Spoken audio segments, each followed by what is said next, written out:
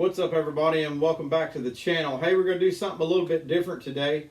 Just going to kind of sit down, and I've been talking to a lot of people on Facebook, social media, that sort of thing. Everybody is asking, what are you guys doing in these late season tough coyotes that just will not come in?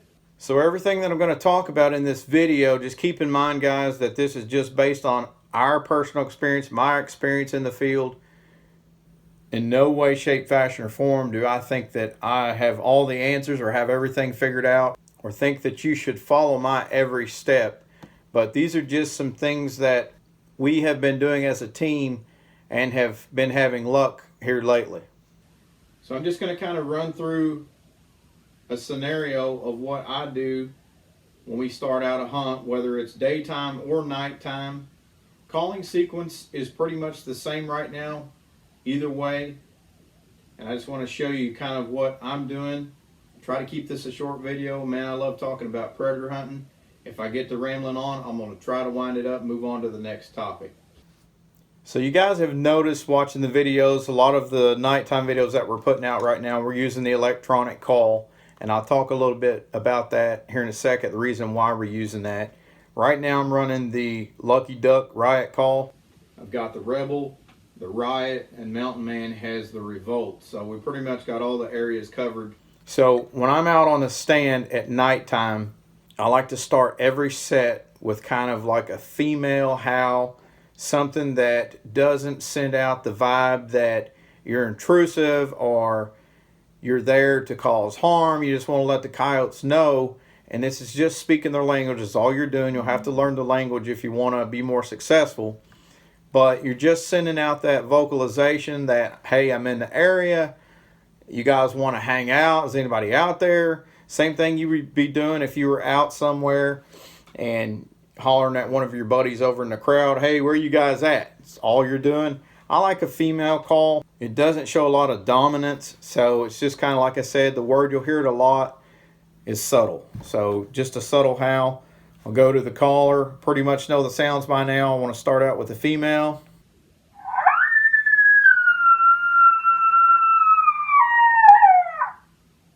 And I may run that sequence for a minute or so, 30 seconds. I might just do one howl with it and then go quiet for a few seconds.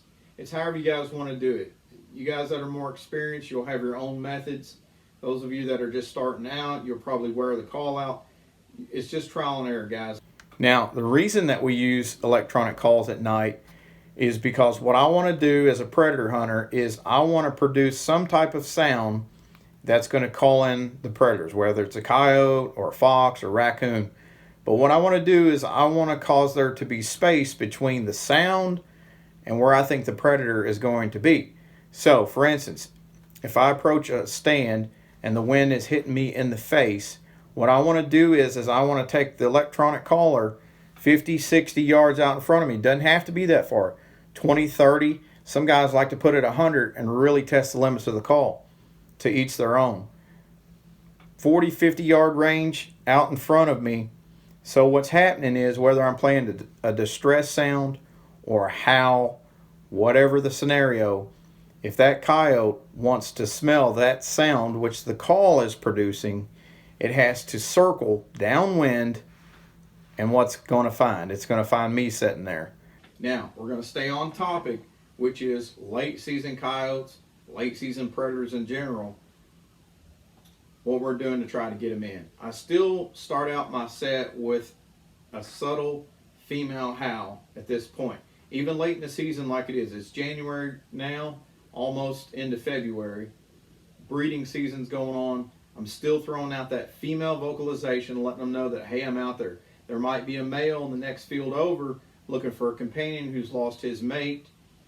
There might be a female in the next field over who hears you imitating a female and she's convinced that you're intruding in her territory. Either way, she's going to stick her head out and present you with a shot. You've did your female invitational sound, and what do you do next? So you're either scanning with the light, or you're running night vision, or you're running thermal, and you're looking around for coyotes. Obviously, you've initiated the calling sequence with the female howl. So now you're looking for dogs. Now you're expecting action. A couple minutes go by. You might want to switch to some other type of call. A lot of guys are wearing distress call out right now this time of year. It's January. They got to eat. It's cold. Rabbit calls. Guys, if you're not having any luck with rabbit calls, if you're determined to use distress calls right now versus coyote vocalizations, and that's an option, it's to each his own, just my opinion. Right now I'm utilizing coyote vocalizations, estrus sounds, whimpers, female howls, challenge howls, male challenge howls, coyote fights. Anything that I can do to get that coyote to stick his head out, I'm going to do. And the name of the game is to be able to get a shot off. For those of you out there who are using distress sounds and you're using rabbit sounds, and I hear a lot of people say, I just cannot get the coyotes to come in right now. I'm using my sound, I'm doing everything like I should do, but they're hung up in the woods and they will not come out. So my question to you is, and I have 1,000 questions for you when you tell me that you're using a rabbit call and your coyotes aren't coming out. Have you tried anything else? Have you tried a woodpecker in distress? Have you tried, I've killed coyotes at night using a hen pheasant call, which are nowhere around where we're at, but killed coyotes on it. Switch it up, switch your game up. Why aren't you killing coyotes in late January and February? If you're new to predator hunting, this is a real tough time of year. Every coyote around here has heard every rabbit sound, every squawking chicken, everything you can think of. So why aren't you killing them? Because they've changed their game up. They're now keeping us guessing as to what they're going to do. How do you kill them? You change your game up. You change your sound sequences. Are you using an electronic caller? Switch to some hand calls. There's so many great hand calls available now. Predator Tactics has released a complete set. Just awesome to use in the field. If you're using hand calls, try an electronic caller. Switch your game up.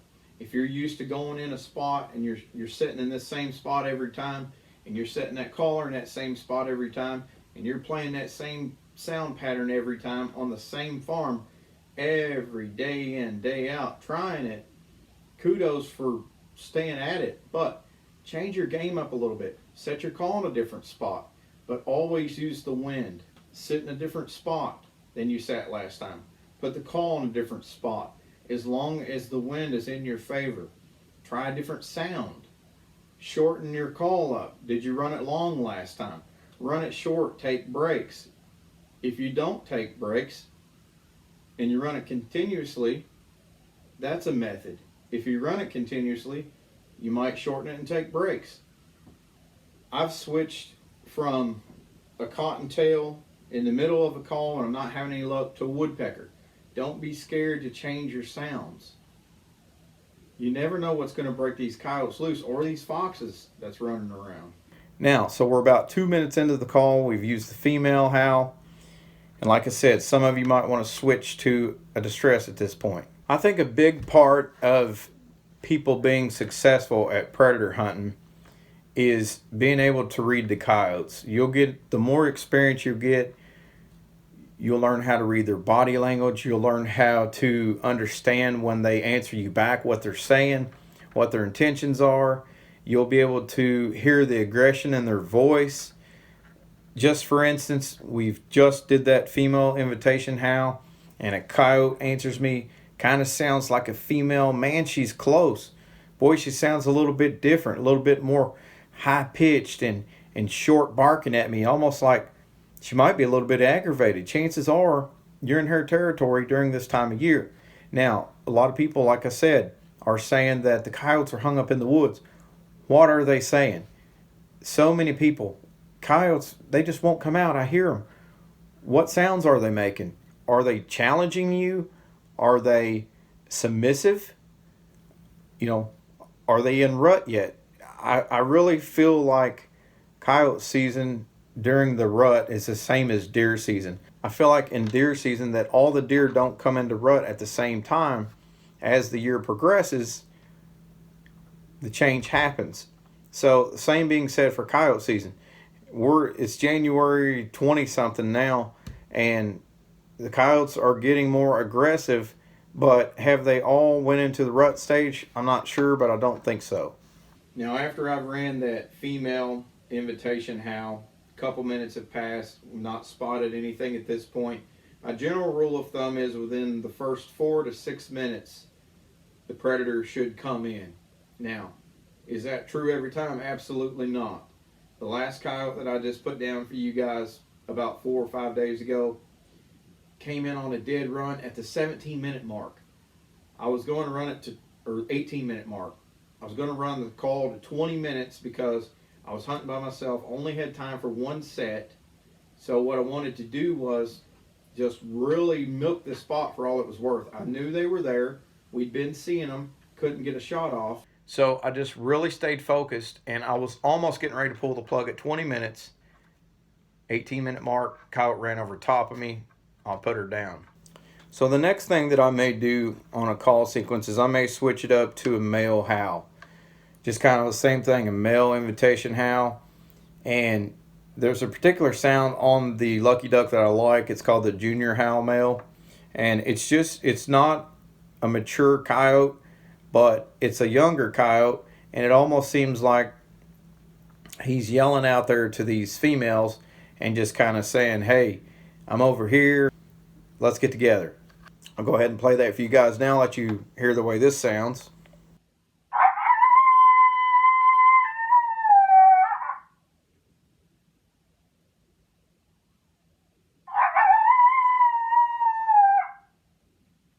And there again, not the dominating coyote sound that's going to scare them all away. You're just sending that out there that, hey, I'm over here, what's going on? But the important thing is to be ready. Sometimes you may only get a half a second to get that shot off. Now, a lot of people, like I said, are saying that they're hearing them in the woods. I'm going to play a serenade for you. This is something you might hear at night in the woods when coyotes answer you back.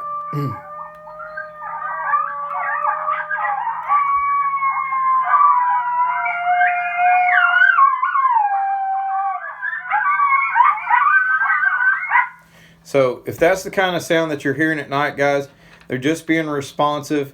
You know, they're in the woods. They know you're there. You've obviously made some type of sound to trigger them, whether it's distress, because coyotes will howl sometimes when they hear distress, or you've howled at them. Now at this point, I really haven't heard any aggression in that sound. So I'm just going to stay with my primary sounds whenever I hear them respond to me like that. If I hear them in the woods like that, I'm just going to respond back with some howls. Probably go into some distress. And like I said, there again, switch your distress up. Try a squealing squirrel. Try a bird sound. High-pitched sounds. I'm going to go ahead and play a couple sounds for you guys that you'll probably hear more so this time of year, starting with the female challenge. It'll sound something similar to this.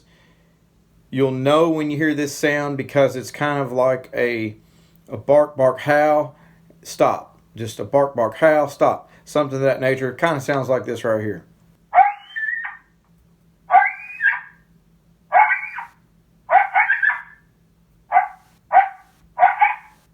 How many of you guys have heard that out there? That's a female challenge call. You're in her area. She's turked off. She's upset. She don't want you there. She feels like you might be trying to steal her mate. This is her territory. They're real territorial this time of year. Same being said with the male. I'm going to go ahead and play the male challenge sound for you. It'll sound something like this. The older the coyote, your sound could be a lot deeper. Now guys, one of the things that you can do once you start to learn the language, if you're out there coyote hunting, and these coyotes are hung up in the woods and they're challenging you, which is what I just played you, you can learn to challenge them back. And this sound can be just as simple as pushing a button at night. There's lots of challenge calls that you can challenge them back. Just let them make the next move. If they're constantly challenging you back and forth, it may eventually come out and give you a shot.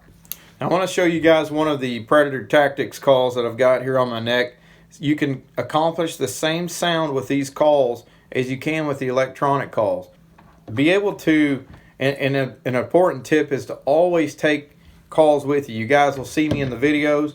I've got my controller to the right attached to this Predator Tactics lanyard, and I've got my hand calls on here. But you can do the same sound with these, and that's just another way of changing it up. Keep them guessing. That's how you're going to get them. You're going to keep them guessing, and you're going to stay after them, and you're going to stay aggressive. You'll hear me say that a lot. So this is one of the predator tactics calls.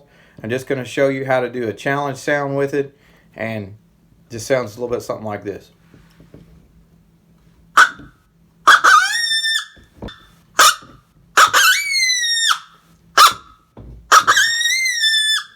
So, yeah, guys, I mean, you can create the same type of sound with the hand calls. Just takes a little bit of practice, and it should pay off for you. How are you getting to that spot? Are you driving your four-wheeler right up next to the woods and hopping off and jerking your gun off of there and tromping through the mud and the water and setting up your call? I'll tell you the conditions that we're faced with right now in Indiana. It was 4 degrees this morning, and we have 1 sheet of solid ice, and it is so crunchy. What snow we got left, there is no sneaking in on the coyotes. These spots that we have, some of them we may have to walk 2, 3, 4, 5, 600 yards to get to where we're going, to where we normally have success hunting coyotes. Now we have to change our game up. How do we do that? Okay, so when you've got loud, crunchy snow, you want to just go in as absolutely minimal area as you have to and do a set. So being able to get into your spots, daytime or nighttime, doesn't matter, and being as quiet as possible is one of your most useful tools that you'll figure out. Now, early season is a lot different than later season. Early season, I did a couple hunts this year. I took my Ranger and I drove back this 100-acre cornfield, parked it by myself at night, walked 100 yards from the Ranger, but the whole time the wind was in my face. Remember that. The wind was in my face. Walked 100 yards from the Ranger, set the tripod up, put the gun on it, and I caught a set of eyes, and there was a coyote laying in the field. Now, it had raised its head up and was just kind of looking at me, but it hadn't spooked. I went ahead and got the gun set up and everything, and lip squeaked him, come in on a dead run, and I dropped it. Later in the season, coyotes are been shot at around here. Deer season. Everybody with the bow, everybody with black powder, with a rifle, with a shotgun, flung lead at a coyote this year. So, do they always hit them? No, some of them get away. They get spooked, they get educated, they get smarter as the year goes on. So late season coyotes, guys, so many things that you can try. I'm just trying to help you guys out. So in no way, shape, fashion, or form am I assuming the role as a professional, because I'm not. I've done it a long time. There's nothing else that I love to do more than predator hunt. It's something that I feel like I was made to do. Love it. So I hope you guys do too. Like I said, I've been talking to a lot of you on social media. I love that. For those of you that are out there and are part of Zombieland, please look us up on Facebook. Look up Predator Reapers and send us a request, and Mountain Man's handling all of that, and he'll see to it that you get accepted and you can be part of the page and just kind of track us. We just want people who really want to absorb predator hunting techniques and just want to help one another. And Mountain Man and myself, we're both staff for Predator Tactics, but I'm telling you guys, we're friends with so many people that run Wicked Lights, that run Night Snipe, and we don't stereotype.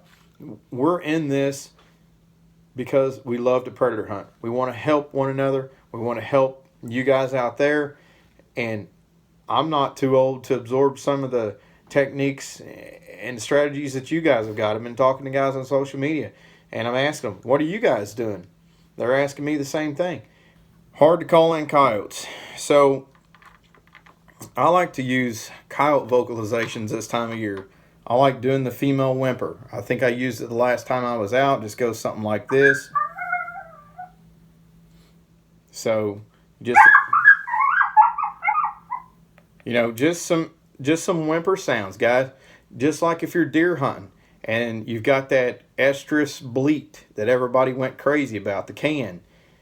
How many deer came in just curious? They're just convinced So you're doing the same type of scenario. You're throwing out those estrus sounds, different sounds I've never heard in the field. That's the estrus chirp. So the list goes on, and in no way am I trying to sell the lucky duck call to you guys and tell you, hey, you need to go out and get this call tonight, and you're going to be set. You're going to have the magic button, and you're going to go out there tomorrow, and you're going to hit this sequence. And I watched that video. You said I was going to do it, and I'm going to call in a coyote. It doesn't work like that. I'm just giving you some options, some examples of the kind of things that I'm doing right now, which is basically howling, estrus sounds, whimpers, estrus chirps, different things like that. Now, I base my set when I'm calling on response. If I'm getting a response, then touching base with what I said earlier, I'm going to know how to respond back to that coyote based on what I'm hearing. So you're not getting any type of response. You've been calling 10, 15 minutes. You're howling. You're chirping. You got estrus. You've tried to stress. I would go ahead and continue. I would run a set right now 20 minutes. 25, if you're in an area where you can call bobcats and take them. We're not able to here. Hopefully they're going to pass that soon. 25, 30 minutes if you're calling bobcats. If you're focusing on coyotes and foxes, that 20-minute range, your contest hunters, 10 minutes, they're ready to move on. 10-minute sound, they're going out there, they're picking up the call, they're getting in the pickup truck, and they're heading down the road. Some guys, more competitive contest hunters, 7-8 minutes, and they're gone. If they don't hear a sound, if they don't see eyes, if they don't see action, 7-8 minutes, it's time to go. What I'll like to do also is I'll stop the call probably about the 18-minute range, and those last 2 minutes is I'll just scan. You're running the light. I don't have the red light sitting here with me, but I got the coon light. Try to dim that down for you guys, but you're out there and you're scanning the light. 18 minutes, you're done calling, but I still would like to go ahead and scan a little bit, because I've had occasions where I'm done calling, and in my earlier years, and it's time to pack up and go to the truck. If you'll give it a couple minutes after you've called, there may be something lingering, something coming in. Oh, all of a sudden, hey guys, right here, here's eyes right here, So just give it that extra couple minutes after you get done calling, and continue to scan, whether it be with a light or, some guys got the thermal scanners, whatever, night vision, if you're scanning from your rifle. Just after you're done, if you're stopping at 10 minutes, give it a couple minutes after you're done calling, and just continue to scan. And sometimes that'll help you put extra fur on the ground too. This is my opinion. So you're out coyote hunting. It's towards the end of January now. You've got those coyotes locked up in the woods. You just can't get them out of the woods. You've tried howling. You've tried distress. You've tried running lights. Nothing is working. There could be so many reasons why these coyotes aren't coming out of the woods. The coyotes constantly keep us guessing. And I feel like if you want to put them down late season, you need to keep them guessing. So anything that you're doing, what's the total opposite of it? Are you shining a red light? Why not switch to green? Give it a try. Are you using electronic caller? Try hand calls. Switch up your game. Are you using hand calls? Try an electronic caller. Switch your game up. If the fish aren't biting with a certain type of bait, what do? You switch your bait. If they're not biting at a certain time, what do? You go another time. I had some guys tell me that they've hunted a certain time, like they've hunted 6 o'clock in the evening until 11 o'clock at night. So my advice to them was, okay, try 11 o'clock at night to 6 o'clock in the morning. So what you want to do is you want to always keep the coyotes guessing. Try something different. Be aggressive. I have physically in the field before had a coyote hung up 400 or 500 yards just out of where I wanted to shoot at night range, and be shining that light and I will walk towards the coyote where the conditions permit, and I'll close the distance, and I can watch what he's doing, keeping that light on him. So as I'm walking towards him, I'm closing the distance, and I'm reading his body language. Now I've got my gun set up on the tripod so that if I think he's going to take off on me, man, I can just jump to my gun real quick and try to get a shot. That's called closing the distance, and it's also called being aggressive. You guys have heard me say it many times. Don't be afraid to try different things. One of the main things that I think kills a predator hunter's way of learning is they don't want to listen to other people. They've got it all figured out. You know, they've got 4 or 5 under their belt, and or even 4 or 500 under the belt, and that's a good number. But you know, there again, I like hearing other people's ideas. I like hearing other people's techniques. What kind of techniques do you guys got? You guys that are out there predator hunting, what kind of ideas are working for you? Feel free to share them. I appreciate you guys. I thank you guys for watching. And I talked about a lot of different stuff tonight. I got off subject as I knew that I would. Do got a surprise coming up for you guys. Wednesday, I'm making a road trip. Somebody asked me today about the scope that I'm running right now, which is the Excite 2. You guys know I had that bad run with the 4K. I love the 4K. Absolutely loved it. And Jamie and Tommy both are still running it to this day. And Tommy's running the 3x14 or 314, however you guys say it. And Jamie's running the 520. No issues. They got the latest firmware update. I did the same thing. Mine continued to freeze up on me. I sent it back, got a full refund. And I had the old dinosaur, the Excite 2, which is what I'm running now, just to keep me going at night, just so I can produce videos. That's the only reason I'm using it. But Wednesday, oh dear friends, I say Wednesday, I'm making a road trip, and we're going to move on up like George and Wheezy. So I can't wait to show you guys what I'm getting. It may not be the latest and greatest and the best of the best, but you know what? I look forward to bringing you guys some new footage coming up pretty soon. So you guys, if you haven't subscribed, please do so. I'm just a down-to-earth kind of guy. I appreciate you, each and every one of you. I'd like to talk to each and every one of you that have subscribed, because you guys have inspired me to keep going and making these videos, and I appreciate you. So don't know how many times I've said it, and you guys, we ain't done yet. We're just getting started. You know that. And hopefully see you in the field soon. Like I said, I got that surprise coming up for you. We're fixing to make some coyotes glow in the dark. So guys, stick with us. Thanks again for watching, and I'll see you next time.